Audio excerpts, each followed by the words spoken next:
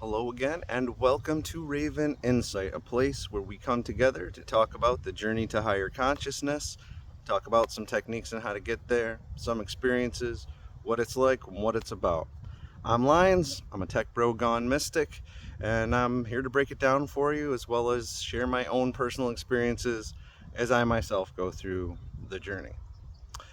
Today, we're going to be talking about the topic of frequencies. I thought this made sense after the last talk on energy. I mentioned frequencies a little bit. So let's get into it. It makes sense. So last time I talked about everything essentially being energy, right? There's matter, there's energy, that comprises everything in the universe. Things are either in an energy state or a matter state. And even within solid matter, if you look in the atoms, there's stuff spinning around. The electrons going around the nucleus. In that you have quarks moving. So even stable material things, the deeper you go in, it's energy. So there's always this, and even energy, electrons have mass, so there's like a mass to the energy and energy to the mass. It's always interrelated. And an interesting thing about energy is that it often repeats itself in cycles, and how often those cycles occur within a given amount of time. You have a frequency. A frequency is how often does a cycle complete within a certain amount of time. And to go back way to Hermeticism, they say, as within, so without, as above, so below. Meaning that the things that you see in small microcosmic levels often repeat on microcosmic levels. So we have the solar system, we have the Earth and the planets all going around the sun, but boy, doesn't that look like a diagram of an atom with the electrons all going around the nucleus. So even at tiny levels and huge levels, patterns reemerge. You'll see things over and over and over again in this universe. And one of those things that we see a lot is cycles and frequencies. Okay, so who cares? How does it impact me? What does this have to do with the spiritual journey?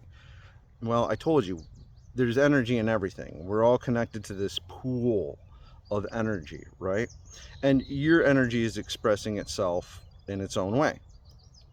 All humans, just by existing and being a meatbag on this planet, you resonate at a frequency.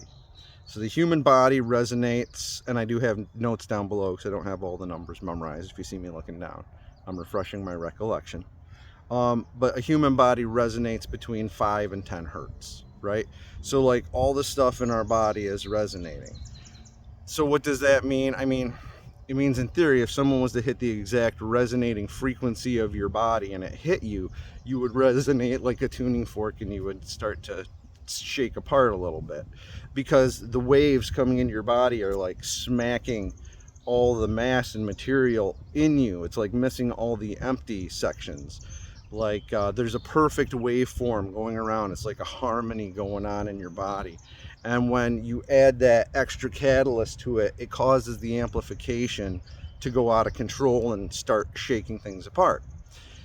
We've seen this happen way in the old days with bridges. There was some bridges where the wind caused it to shake and it built up that waveform, and then before you knew it, those bridges became waves and they would fall apart. So they had to structure bridges in a certain way that the wind wouldn't catch them and basically blow on them and cause them to vibrate like a string on an instrument, which then caused the amplification to go out of control and crash the bridge.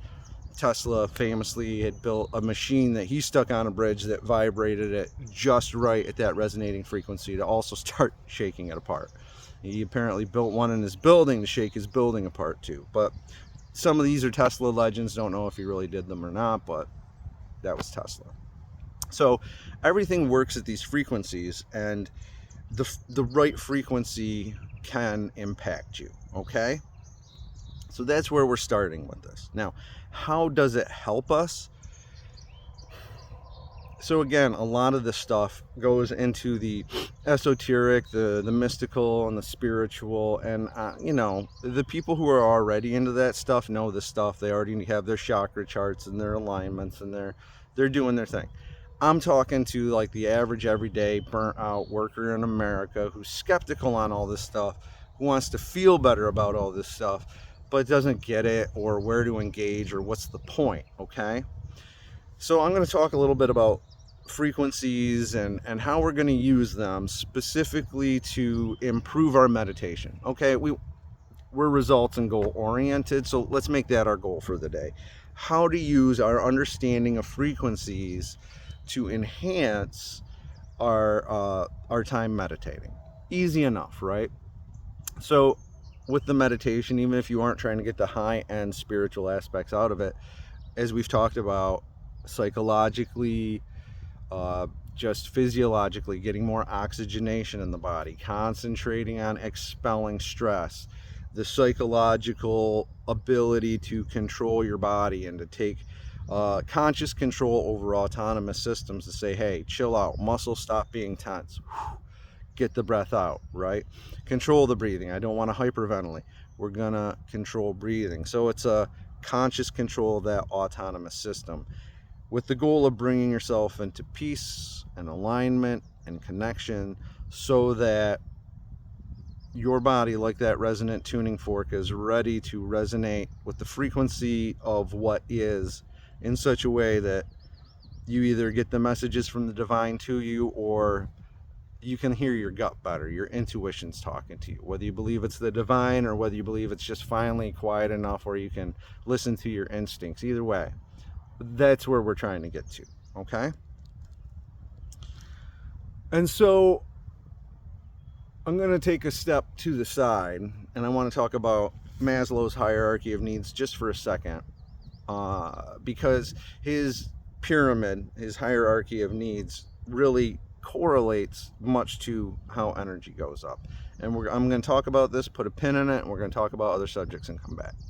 But with Maslow, anyone who took Psych 101 in college knows.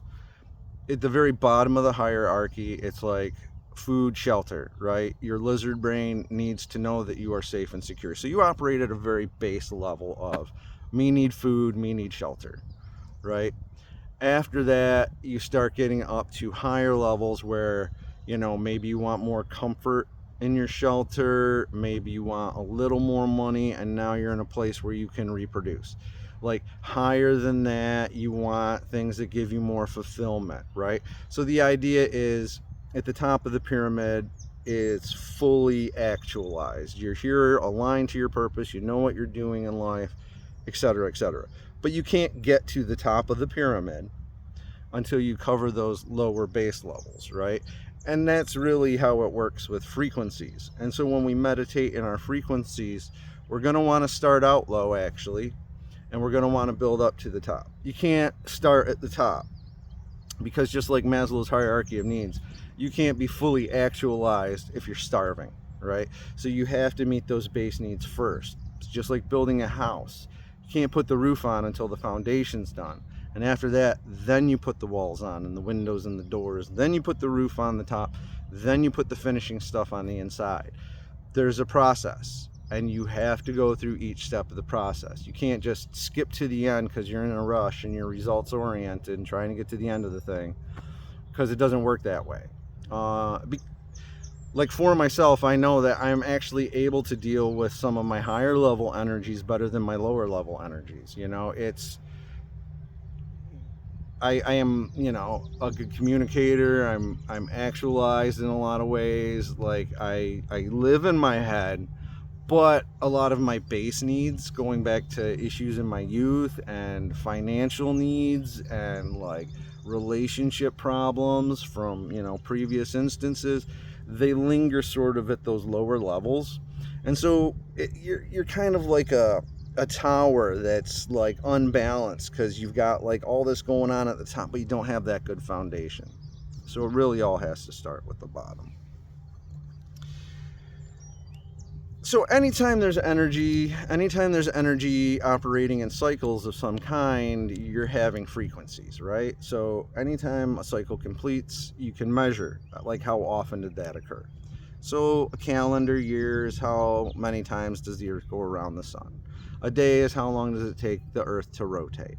That's why our days don't add up to an even amount of years, because you're measuring two separate objects. Really, all time is a measurement of objects in between space.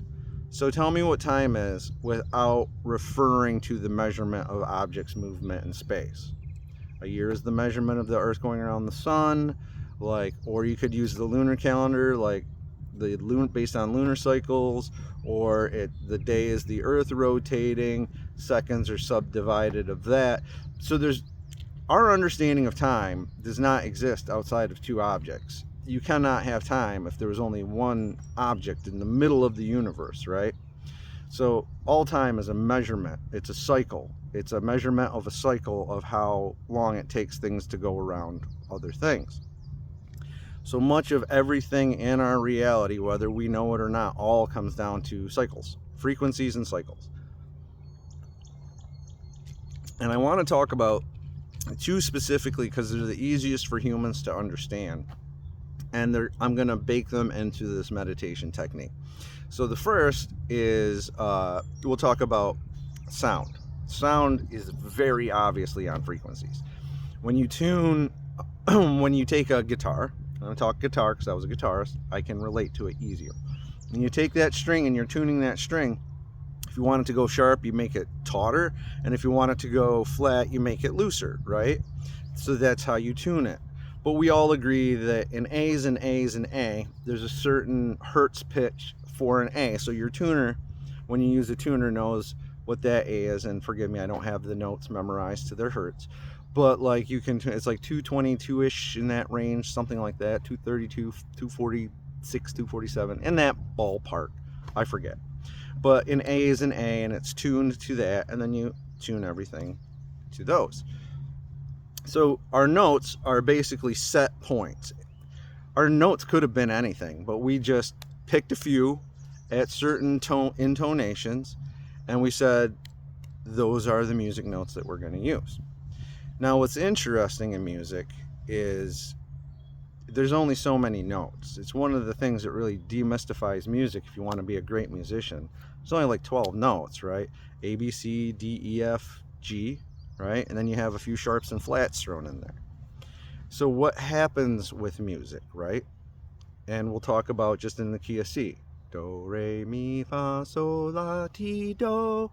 So you see how that's a scale and it's going upwards. So the frequency is slightly going upwards. What's interesting with music though, and you'll see a lot of musicians study the circle of fifths because music is very circular, and within that circle there's a lot of mathematical things that you can figure out, because music is math to a large degree, to figure out why is G the next key after C? Why does it have the one sharp? Why does D have the two sharps? You figure this out based on a circle of fifths, which I'm not going to go into. But just know the musicians understand music is a circle, because do, re, mi, fa, sol, la, ti, do. That higher do is the same as the lower do. It's just, and I know my singing is terrible. I'm a guitarist, not a singer. The higher do is the same as the lower do, right? It's just an octave higher. If I was a good singer, you would hear it. And then it goes up and it repeats again. So even in music, as the frequencies are going up, you're also getting these cycles repeating, right? So on a guitar, you only have to memorize the first 12 frets of notes, and then the remaining 13 through 24 are the same notes all over again, because it's a repetition, because the cycle has repeated. So your frequency's going up and you have cycles repeating, right? The other thing I want you to remember about music is what does it sound like when you're playing it? What are the roles of the musicians? What's the role of the singer, right? You start out with the drums and the bass, right? That's all low. And why do you do that? Because they're right here. It's swinging the hips. You're feeling those lower frequencies in the genital areas, in the legs, in the butt, and that's why it gets the hips swinging, right? And when you hear someone playing a song on a guitar or a piano, right, that might feel it here more up in the chest area. And then the vocals you're kind of hearing resonate in your head, because like that's where you sing or you would hear. So when they do those vibrations out, you're kind of getting it, and you're kind of getting it up in here. But boy, those screeching, wailing, high tremolo, arpeggio rips of a heavy metal guitars and stuff, where are they playing? Wee, wee. They're like way up here, right? John Coltrane on a saxophone, way up here, because those are the real high and extremes. So you got the bass and the drums down low, your rhythm section, your vocals, and then the leads and the melodies and the screams and the over the top stuff are all these frequencies at the top. But it takes the whole thing to make a complete song. You can't just live in the scream that without the context of everything else. It wouldn't sound good. So all frequencies, no matter where they are, have a role and have a balance. But it affects us differently, because that ripping guitar, that's really heady. You know, that's the really heady prog rock metal. Yeah, those are the arpeggios. I can hear Bach. I can hear Handel in that. You know, the complexity of modern music is derived from Enlightenment era music theory, right? We're way up here in the headiness, but the drums and bass, that's down low, right? So if you want to get the people bumping, that's where it goes. That's why a lot of modern pop music, it's all just the drums and the bass, and everything else can be whatever, because that's the bit that gets people moving, right? Okay, enough on that. And the other easiest thing for us to see it is in colors, because we see things in color. Humans have some of the better vision in the animal kingdom. Like the giant squid and birds of prey are pretty much the only two things that really have better eyesight than us. A dog's sense of smell is incredible, and they can understand things that we never will through their nose. A bat echolocation, they can understand tons of stuff, you know, through sonar in their brain. Pigeons can see in ultraviolet, so they see in a whole different range than us. But as far as overall color, eyesight, ability to see from a distance, stereoscopic vision, humans really do got it going on. So we're good with colors. And from the time we're kids, we draw rainbows. And what causes a rainbow? Light refraction. A beam of pure sunlight is pretty much white. If that hits a prism, like the Pink Floyd Dark Side of the Moon album, out comes the rainbow, because you're refracting it. Because when the light is hitting that material, it's going through different amounts of material, because a prism is a triangle shape. So the stuff that goes down here has to go through more material, slightly less, slightly less, slightly less, only a little bit. And that's why the rainbow forms. So the stuff that gets slowed down is red, and the stuff that doesn't get slowed down very much is ultraviolet, right? That super purpley up here. And that's what causes the rainbow, is the light refraction through rain or through a prism causes that light to split out into all its different frequencies. So the red is the lower frequency, and it goes like a rainbow. Roy G. Biv: red, orange, yellow, green, blue, indigo, violet. Okay? So we see with colors, these frequencies also go up. So we see it in sound, and now we also see it in color. Okay. So now we're going to bring all this in together to the meditation type exercises. And you know, anyone who's gone to like an earth store or a hippie shop or studied this stuff for any amount of time is going to see a chakra chart with the different colors and the different elements and etc., etc., etc. Okay. So how do we, as normie American workers, apply this to ourselves? I see it as a way to help focus your meditation concentration, right? Like I say, it's hard to think of nothing. It's hard to shut your brain out, right? If you're in a place where you're happy, if you're at a party, you have a certain vibe. If you're in like a jazz club on a rainy fall day and the leaves are falling, that's a different vibe, right? If you're at a sporting game, that's a vibe. A funeral's a vibe. Different things have different vibes. What caused those vibes? The people around you, the situation, the colors, the lighting, the sounds. Like, I mean, you don't want to be playing, I don't know, bump and dance music at a funeral unless that was someone's thing. You know what I mean? You don't want to be playing a funeral dirge at someone's wedding. Like, times and places, appropriateness, different sounds, different music, different light, different flowers, different herbs, different smells, different crystals or rocks that are in different ranges kind of work together to create an environment. And that environment, when you're in it, I find it's more conducive for you to get to a certain state that you're trying to go to, right? Like, dress for the job you want, not for the one you have. So if you have something that you're working on and you want to focus on a certain area of the body or a certain concept, you can have frequencies playing in the background at that pitch. You can surround yourself with those colors and use that when you're meditating to, like, try to, in your mind, even when you exhale, try to mimic that sound, mimic that frequency, right? Whatever you're meditating at, right? In your body, when you're exhaling, many of us have heard people go,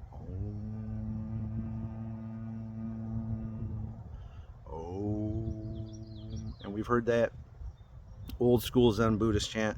So that is supposed to be what they call the cosmic ohm, or the earth frequency. That's theoretically the resonating frequency of the planet Earth is around 136.1 hertz. But the ohm chant, which is supposed to align with this energy, humans can't quite go that low, but we seem to tap into it around the 432, which is about, I mean, you can test me, I don't know. But if you were in a room of pro Zen Buddhists who have been doing this all their life and they're doing that ohm, you're going to find that it's going to come in around that 432, because they're trying to baseline, and that's that ohm. That's just grounding, and you're trying to ground yourself to the planet Earth. Like, we are very connected to the planet Earth in a lot of ways. I mean, it's just this huge object that we're stuck on, if nothing else. And if there's electromagnetic energies, I mean, if the Earth is a giant magnet, right, and there is this electromagnetic wave field around our planet, it's affecting us, you know, aside from the birds and the trees and the animals and the daily stresses of your life. Just being stuck on this huge hunk of rock, you know, affects you. And just like we ground our houses for electricity, the idea of grounding yourself in that ohm is to, like, ground yourself, right? Because just like in Maslow's pyramid, like I talked about at the beginning, we have to have that good foundation. So the idea is you start with the foundation. And I mentioned it in a previous video. There are different modalities or different systems through which one can understand these analogies. The ones that I grew up with were more martial arts based, and they would have said, like, the feet were like earth, and then the legs were like wood, and then the midsection is like water, this section is like fire, this section is like wind, right? It uses the elements as the analogy. The chakras are just basically a little more specific. There's 7 of them, and they have alignments to different colors and different frequencies depending on the body, where that chakra alignment is in the body, like where it's attached to the body, and based on where the focus needs to be to interact with it, okay? And so we start at the root chakra, like down near the feet, right? And so, as you can imagine, that's energy, stability, comfort, and safety. So if you were to meditate on this, it's the color of red, all right? So red things, this is where people would have different kinds of red crystals or eat red foods or whatever. And what you can do is go on YouTube or find somewhere that has meditation music, and the solfeggio hertz frequency is around 396 for this. Again, Tibetan singing bowls, there's different things that can create these sustained sounds. YouTube has them pre-recorded. So again, energy, stability, comfort, safety, that first grounding pyramid thing of Maslow's pyramid. We have to have our roots set, you know. And honestly, I feel like if you put your mind and intention in this and really concentrate on your root chakra and that real low, it's going to kind of dump energy more than fulfill you. And like at the feet, like that's where stuff is settling, right? You know, it's the lowest point of gravity. Things are just being driven down. And so you want your negativity and all that kind of stuff to also just pour out. My chipmunk friend is right next to me, in case you're wondering where I was looking at. Hey, buddy. Um, they love me. They're always around me. So that's where you're trying to expel energy, and then just get your placement. And if you feel like when you meditate on this area, like my personal experience was, I was so connected to this just naturally that it wasn't hard to do. It was like, am I even really doing anything? So let's move it up a little bit. And this is where things are going to get weird. What they call the sacral area, again, in that genital type middle area, the what I like to call the juicy area. It's just where you expel urine and feces, and you know, you do all the sexy time stuff, right? So there's a lot of fluid going on down there, and I think that's why we have so many, you know, archetypal connections with like water and dreams and stuff like that. So the sacral region down here, that one is about sensuality, sexuality, pleasure, and sociability. Really, it's just kind of what drives you. So we've got the house set up, we've got the food set up, we've got the shelter, we got the basic needs. So now what does monkey man do? They go out to mate. So like the sacral, it's still pretty low, right? And if you find that you have weird sexual dysfunctions and stuff, this might be the area you want to meditate on and really concentrate on that area. This area is going to be orange in color and about 417 hertz. So remember that Om chant that people do is a little bit higher than this still. So philosophically, from a point of view, the sacral and root chakras fall below the Om that we're able to tap into as people. It's still higher than the true 136 cosmic resonating frequency of the earth, but it's still lower than the 432 Om frequency that Zen Buddhist practitioners tap into. So my point being, the root and the sacral are very animalistic, very primal areas of your body. And I mean, we've just gotten up to your hips, right? So that's all the lower stuff. So again, in meditation, if I was doing this, I would have that tone at that area, and I would be focusing on those bodies and really being in touch with my body. Do you have muscle cramps down there? Do you have knots down there? Is it like, do you have like issues with like stuff down there, you know, medical or otherwise, that just needs to be addressed? Like some guys have performance anxiety problems, younger guys who shouldn't have medical problems. So through that meditation and exploration in that range, do you feel tension? Do you feel energy blockage that you can then finally release, finally let out? And a lot of times when you do this stuff, you'll actually have knots in your body, muscular, that will finally loosen. And it's not uncommon for people to start crying or weeping when it finally goes. So just a warning. If you're doing this and you break down in tears, you're probably doing it right. You probably just released something that you buried deep down inside and you forgot about. And the body has this weird thing of stuff that you bury deep down inside. Often these mental emotional maladies exhibit themselves in physiological, like you're just always tense because of this thing that happened. You have a crook in your neck for 30 years because you never stop going like this until the day you're like, you know what, I can finally relax. And then maybe that will go away, right? But if you've never addressed the thing, it just stays like that your entire life. So that's what we're talking about. Meditation, exploration, using frequencies to align your mental energies with your physiological energies and get it out. So that's root and sacral. Next, we're coming up into the solar plexus, right in here in the middle. And so that's strength, personality, power, determination. The colors are yellow and orange and 528. So that's like right here in the middle of your body. Again, if you want to like be a more powerful person, just take a few breaths in here. And like that's one of the times when, if you're really trying to brave yourself up, like I would recommend short, intense, controlled breaths into the solar plexus.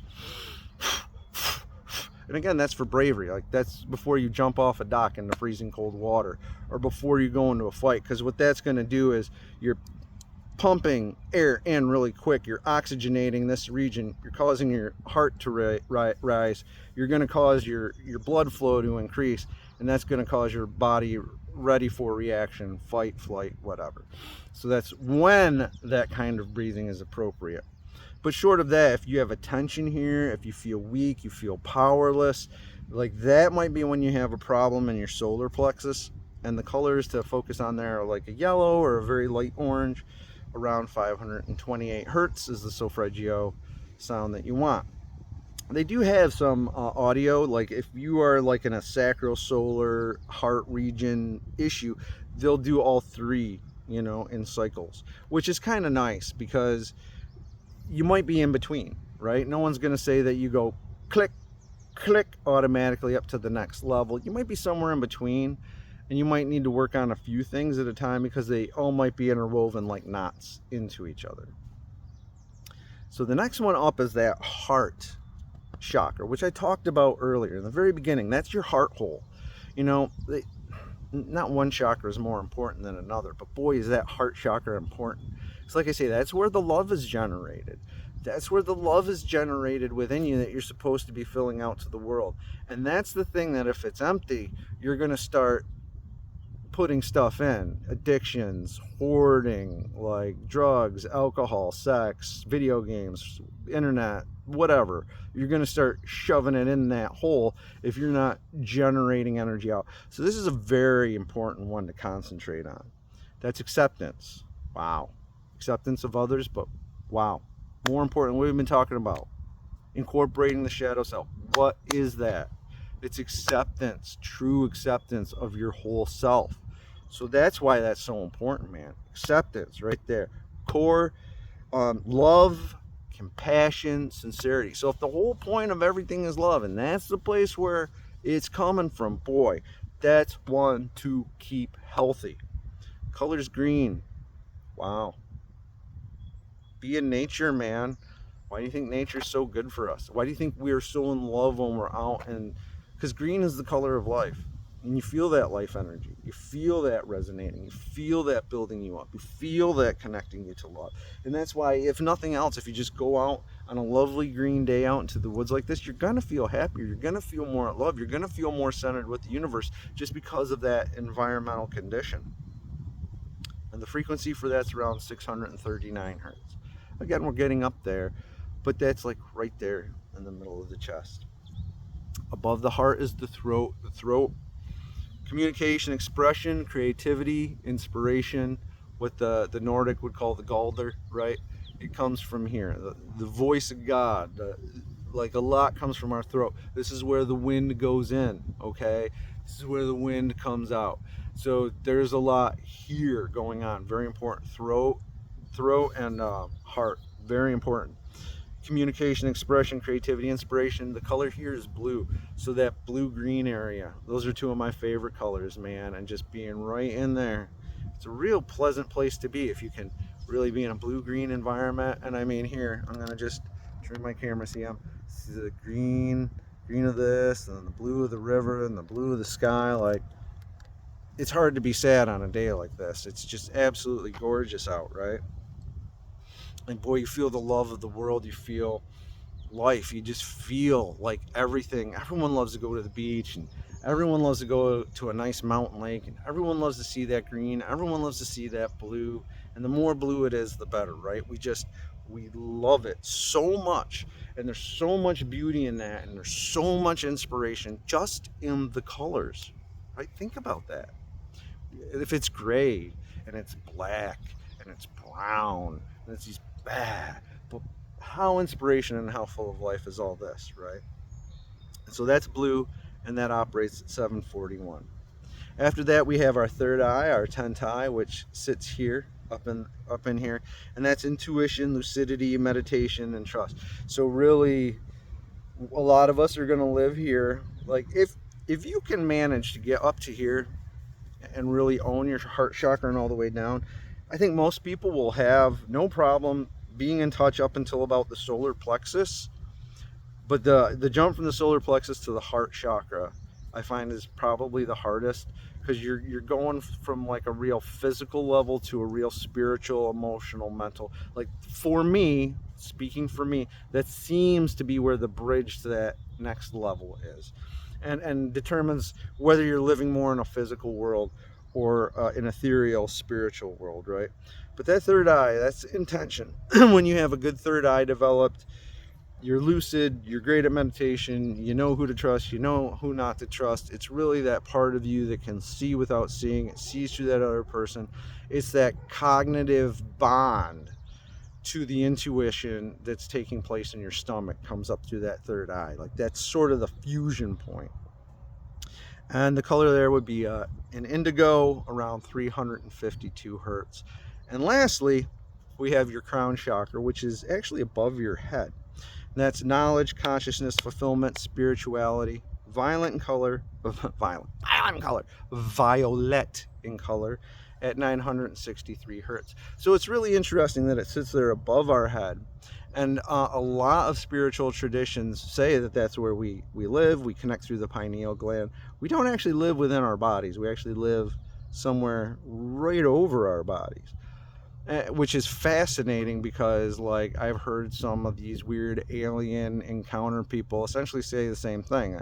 Humans are just like a container for souls. Like we're not, this isn't really us, we just believe it is. And the soul's the important part, and it doesn't even really sit in us. It sits here and around us, and it sort of uses the rest of our body as a marionette. If you can concentrate on this stuff and start slow, try a day at a time, and see where you get stuck, see where you feel uncomfortable, and see where you can really elevate your energies, right? And take your time. If you don't feel right moving to the next level, stay, because you got to do more work, and there's no skipping ahead, and don't be results oriented. And no matter where you sit here, everywhere needs work. Everywhere always needs work. And so some days you might be operating at a higher level, but you need to back down because you've been neglecting your physicality, and you need to, rechannel, realign those energies. So I'm just going to wrap this up. I know it's been a little bit of a long one today, but in essence, everything is made of energy. All things made of energy oscillate, they vibrate, there's cycles, and those cycles result in frequencies. Those frequencies impact everything that we do. Ultimately, higher level energies operate at higher frequencies. This can be illustrated through colors, this can be illustrated through sounds. Those colors and sounds, when we're exposed to them, can help facilitate our meditative practices to align our own personal energies at those higher levels, so we think and we operate at those higher levels. And the only thing I can say is really give it a try. I mean, you might be scoffing at it, but try meditating without anything. Then try meditating with something at a lower level. Then try meditating with something at a higher level, either the colors, the solfeggio frequencies, or whatever. Find something. And just note how the impacts on your body are different. Just the way your eardrums are going to vibrate to like different frequencies is going to be different. They all hit your body different. Lower things are going to hit you lower. It's just the way physics works. So you will feel these impacts in different aspects and areas of your body. And depending on where you need to focus your meditation for your particular journey, right? Those are the colors and energies that you need to focus on in your meditation. Because if something bad happened to you sexually as a child, you might need to work either in the sacral area to reestablish that and ownership of that, or you might have to like fix a blockage in your heart area, or you might need to be more deterministic and take back your power through channeling your solar plexus area, right? So people can be good in some areas and weaker in others, and just don't don't underestimate the lower levels, because you need that strong foundation. And a lot of people, again, myself included, just want to get to the end. We just want to be the best. We just want to get to the top. We just want to be enlightened. We just want to see what it's all about. So we're going to skip everything else and we're just going to go to the top stuff. And then it's not going to work and we're going to think it's all nonsense. Take the time. It's called a spiritual practice for a reason, because it's a practice. You have to work at it, and you have to work at it all the time, because we keep on living every day. And the spiritual journey, as I said before, only ends when you die. It's an iterative process. You go through it, and when you're done, you're good for a while, working at a higher level until the next crisis comes. You go through it, and then you operate at the higher level, and so on. But it's ongoing. And we, just like a vehicle, we need maintenance. We got to go back and fix it every once in a while. We got to tune it in. We got to realignment. And the use of tones and colors for your meditative practice are just great ways to facilitate that. So that's all I had for today. As always, like, comment, subscribe. Thank you for taking the time to spend it here with me today. I always appreciate it. I love you. I hope you have a great week, and I hope you're enjoying the summer. I'll see you next time. Bye now.